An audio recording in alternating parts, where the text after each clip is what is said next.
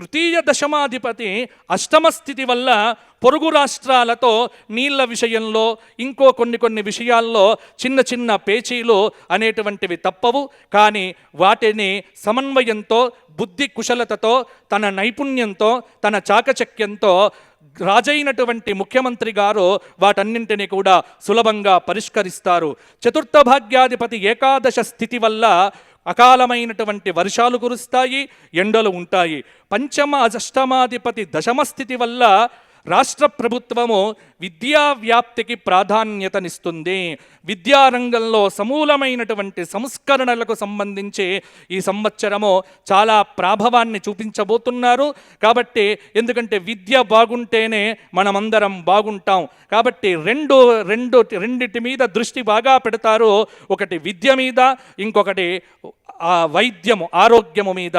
కాబట్టి రెండు శాఖల మంత్రివర్యులో సమన్వయాత్మకంగా పనిచేసే అద్భుతమైనటువంటి ఫలితాలను ఇవ్వాలి అని వారికి ఆశీర్వచనం ఇస్తూ, షష్టమ సప్తమాధిపతి సప్తమ స్థితి వల్ల ఇక్కడ ప్రజానీకంలో అన్యోన్య ప్రేమ అనేటువంటిది కూడా పెరుగుతుంది. ఇంకొక మాట ఏమిటి అంటే, ఇక్కడ తృతీయ దశమాధిపతి అష్టమ స్థితి వల్ల, చతుర్థ భాగ్యాధిపతి ఏకాదశ స్థితి వల్ల అన్ని విధాలుగా కేంద్ర ప్రభుత్వం నుంచి రాష్ట్ర ప్రభుత్వానికి ఖచ్చితంగా రావలసినటువంటి వాటిని తన సామర్థ్యంతో తెచ్చేటువంటి ప్రయత్నము ఎప్పుడూ కూడా చేస్తూ ఉంటారు.